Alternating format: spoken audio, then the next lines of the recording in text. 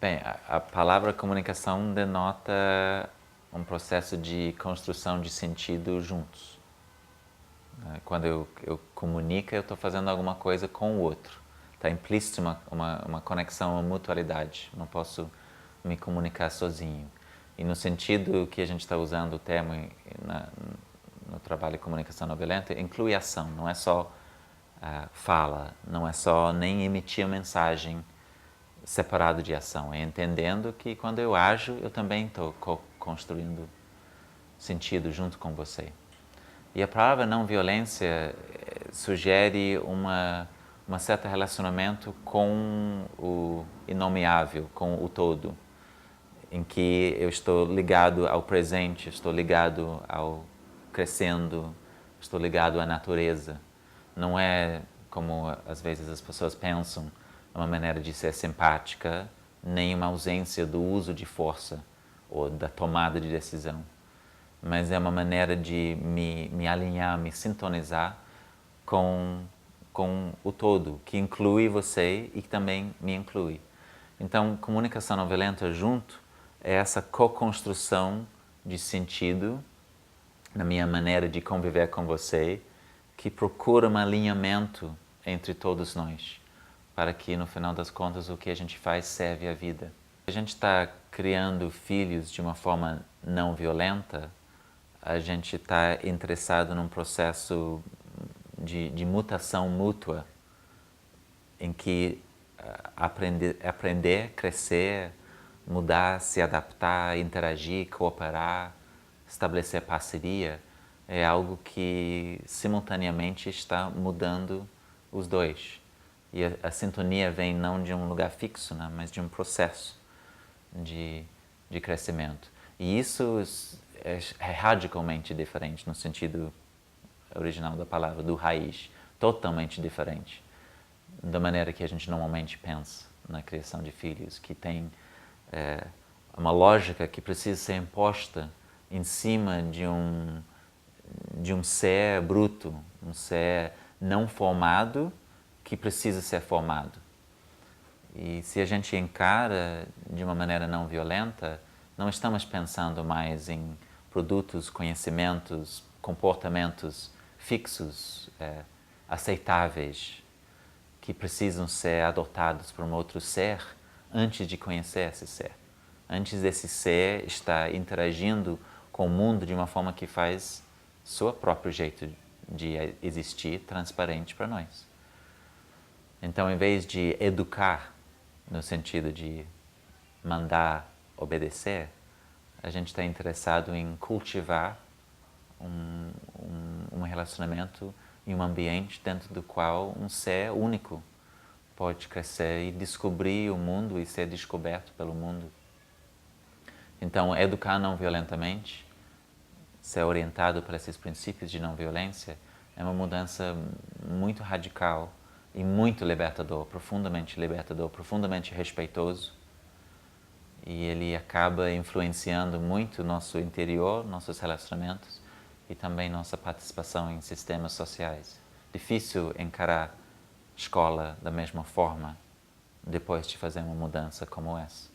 Difícil de encarar a maneira que a cultura sugere que a gente vive com os outros, a infância deles, da mesma forma depois que a gente descobre as consequências da atual maneira de agir e as possibilidades desse outro caminho.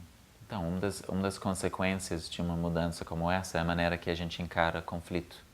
A nossa sociedade tem muito medo de conflito e as crianças crescem sabendo da realidade do conflito e sabendo que os adultos temem. Não sabem lidar, querem abafar esse conflito, afastar esse conflito pessoalmente, socialmente. Ou querem, se são um pouco mais pensantes sobre isso, querem resolver conflito, mas ainda esse conceito de resolver presume que conflito é problemático. Não enxerga conflito como um recurso abundante que vem para informar, para atualizar os relacionamentos e os sistemas.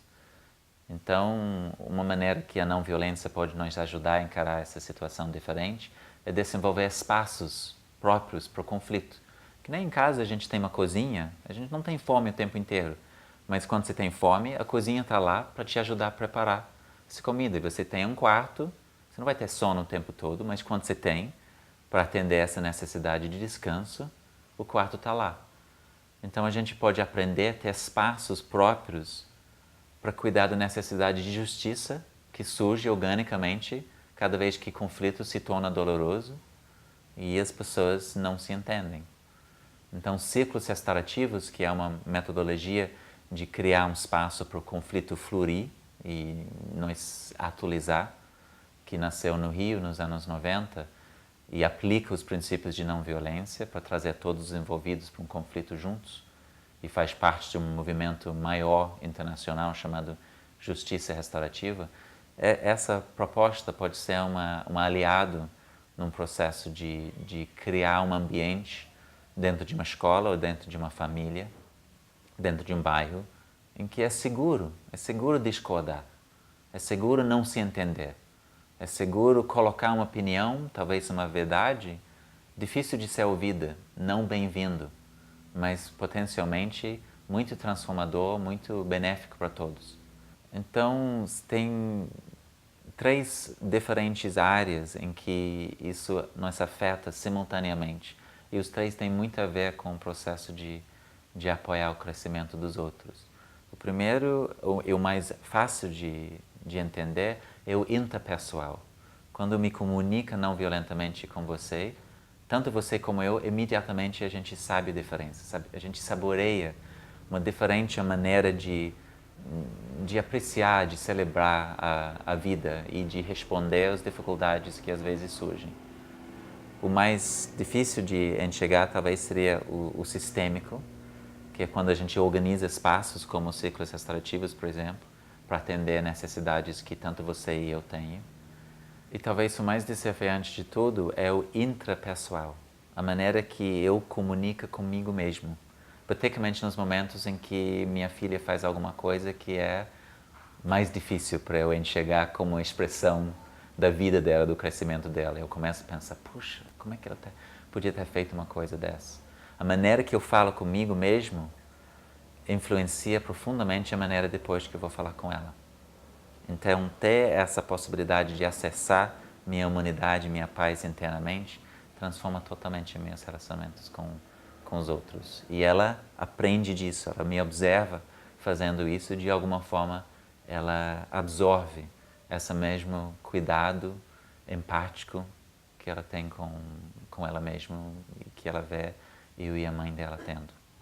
Então, eu acho que esses princípios eles têm um valor específico nesse momento histórico, em que a gente reconhece toda a riqueza da diversidade que nossa maneira moderna e a tecnologia permite, e no mesmo tempo os desafios disso. Por exemplo, quando famílias se juntam, ou quando pessoas começam a viver juntos intencionalmente em comunidades ou em redes de famílias, muita diversidade cria um clima e opções para as crianças fantásticos, uma riqueza de possibilidades de viver. E no mesmo tempo um desafio muito grande, porque esses diferentes estilos de vida, essas aparentes diferenças de valores, eles às vezes se batem, não é sempre que eles agregam. Né? E ciclos restaurativos ou os princípios de comunicação não violenta no dia a dia dos relacionamentos permite que a gente extrai disso muito aprendizado, muito crescimento. E as crianças estão observando o tempo inteiro. Observando a gente encarar conflito, abraçar o conflito e se permitir ser transformado por esse conflito, para descobrir novas maneiras de estabelecer conexões. E logo eles começam a participar nisso. Então, com os ciclos restaurativos, a gente tem visto situações maravilhosas com crianças de 7, 8, 9 anos de idade, facilitando conflitos entre adultos, com muita tranquilidade, muito foco, muita seriedade, porque ter medo de conflito? Eles sabem que é um aspecto natural da vida. Né? E aí não precisa ser ensinado formalmente nada sobre não violência para eles. É natural. E eles vejam que projetos como essa que a gente está fazendo aqui abraça essa lógica e todo mundo sai mais fortalecido.